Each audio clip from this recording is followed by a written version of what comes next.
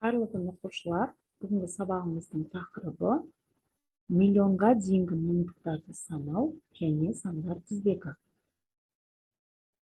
Бүгінгі сабақта миллионға дейінгі сандарды жазуды, салыстыруды білетін боламыз. Бізге енді бірінші тапсырмада сұрапты, бірліктер класында қанша разряд бар және оларды ата. Бірліктер класында 3 разряд бар, ол бірлік, ондық, жүздік. Сол сияқты мыңдықтар класында қанша разряд бар? Мыңдықтар класында да 3 разряд бар. Енді кестедегі сандарды оқитын болсақ, міне бірінші қатарда 1, екінші қатарда 21, үшінші қатарда 321, төртінші қатарда 4000, бесінші қатарда 54000, бесінші қатарда 654 алтыншы қатарда. Енді сандарды оқы, кез келген екі санды таңда, оларды жаз және салыстыр дейді әр тапсырмасында. Міне сандардың барлығын дәптерге әдемілеп жазып шығамыз, және оларды бір-бір оқимыз және салыстырамыз. Бірінші саннан бастап оқитын болсақ, 25000, 902 000, 658 000, 563 000, 2 000, 77 000, 44 000 және 1 миллион. Енді кез келген екі санды алып салыстыратын болсақ, 458 000 және 563 000 екеуін салыстырсақ, әрине 563 000 бізде үлкен. Себебі бірінші сандарынан бастап салыстыратын болсақ, ол жерде 4 пен 5 салыстырсақ, 5 үлкен. Сол себепті 563 үлкен болады. Енді бұл пунктінде мына сандарды жаз және оларды салыстыр дейді. Және оларды өсу ретімен жаз дейді. Бірінші 6-10 мыңдық болып, және 105 бірлігі ол 60105 болады. 300 мыңдық деген ол 300 мың болады. 5 мыңдық деген ол 5 мың болады. 45 мыңдық 45 мың болады. 505 бірлік ол 505 болады. Өсу ретімен жазатын болсақ, әрине ең кішкентайынан бастап жазамыз. Ол бізде 505, одан кейін 5 мың, 45 мың және 300 мың. Яғни осы түрде өсу ретімен жазып шықты. Келесі екінші тапсырма. Мәтінді оқы, ондағы сандарды кему ретімен жазып шықты. Жер бетіндегі өсімдіктер тізімі 1 миллионнан астам дейді. Яғни 1 миллион, одан кейін 300 мың, ғылыми атау ретінде 100 мыңы таңдап алынған дейді. Тағы 480 мыңы қосымша табылды дейді. Не 480 мың деп үшінші жазын. Осыларды енді кему ретімен жазатын болсақ, ол кезде ең үлкенінен бастап жазамыз. 1 миллион, 480 мың және 300 мың. Міне осы түрдегі кему реті шықты. Келесі үшінші тапсырма. Дәптеріңе сан сәулесін сыз, санды сәулеге белгіле. Әр теңсіздіктің шешімі жиынның 5 мәнінен жаз дейді. Бізде мына жерде 543 мыңға тең.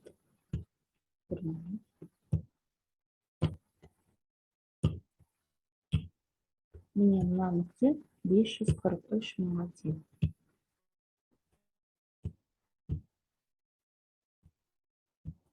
Осы 543 мыңнан бізде үлкен 5 санды жазып шық дейді. 543 мыңнан үлкен санда міне мына аралыққа жатады. Ол 544 мың, 545 мың, 546 мың, 547 мың, 48, 548 мың. Яғни көп деген сандар бар, соның кез келген бесеуін өздерін таңдап жазып шықсаңдар болады.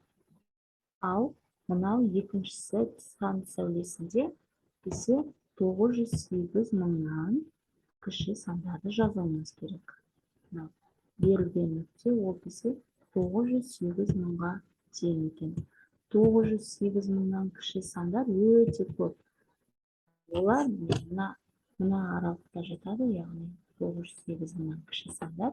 Ол мүмкін 800 мың болуы мүмкін, 700 мың болуы мүмкін, 600 мың болуы мүмкін. Яғни осындай кез келген 5 санды өзіміз таңдап дәптерге жазып шығамыз. Келесі 4-ші тапсырма. 300 көрсетілген өлшем бірліктерді өрнекте дейді. 359 мың, яғни 359 сантиметр дегенді жазып шығатын болсақ, ол 3 метр, 5 сантиметр және 9 сантиметр болады. 98 сантиметр дегеніміз 9 дециметр және 8 сантиметрге тең болады. 105 сантиметр дегеніміз ол 1 метр және 5 сантиметрге тең. Келесі 5 метр 6 дециметр 8 сантиметр дегенді 568 сантиметр деп жазсақ болады.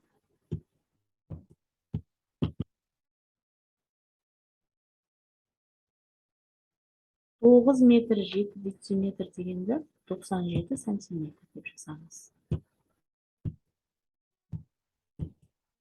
7 метр 5 дециметр дегенді 75 дециметр деп жазсақ болады.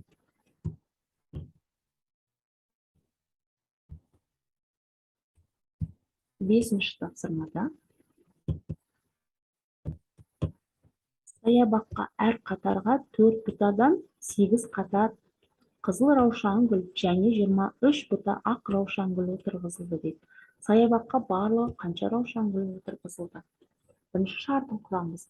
Қызыл раушан гүлдер 4 бұтадан 8 қатар. Яғни мындай 8 қатар. Осының әр қайсысында 4 бұтадан бар.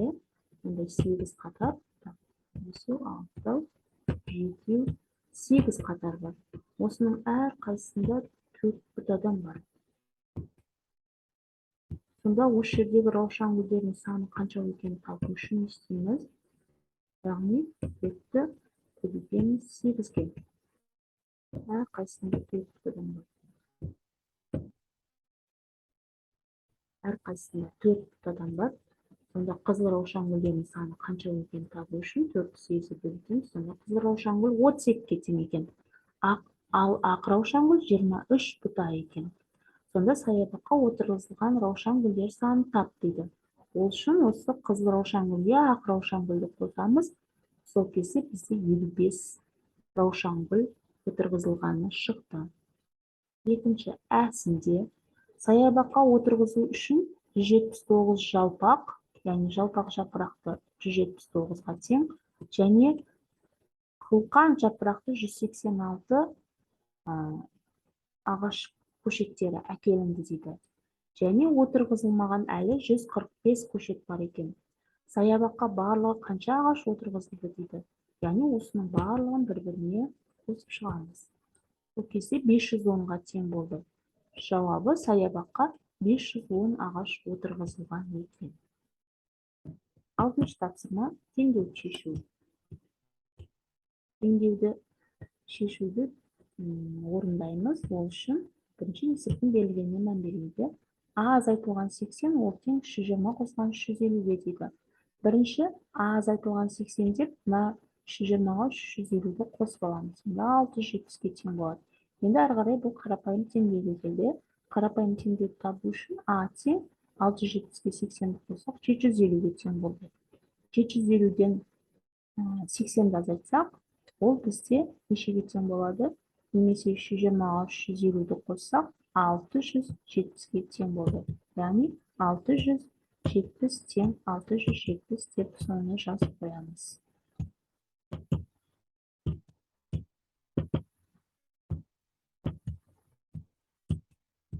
Келесі екінші тапсырмада X қосылған 120 тең 900 азайтылған 540-қа. X қосылған 120 тең 900-ден 540 алсақ 360-ға тең екен. X тең 360 азайтылған 120 ол тең 240-қа. 240-қа 120-ны қоссақ, ол бізде 360-ға тең болады. Ол тең 900-ден 540 азайтсақ, ол да 360-ға тең болады. Не балдар осы жолмен үшінші, төртіншіні өзіміз шығарып тұрмыз. Келесі 7-ші тапсырма. Көрсетілген қосындының мәні шығатындай 3 санды анықта дейді. 33-ке 37-ні қосып, және оған 30-ді қоссақ, мәні 100-ге тең болады. Балдар осындай жолмен тағы да 3 санды қоссақ, 100 санға 100-ге тең болатын. Бұл жерде көптеген нұсқалар бар. Осы жолмен өздерің басқа нұсқа жазып көріңдер. Сағат 990 шығу үшін 430-ға 220-ны қоссақ, және оған 340-ті қоссақ, 990-ға тең болады екен.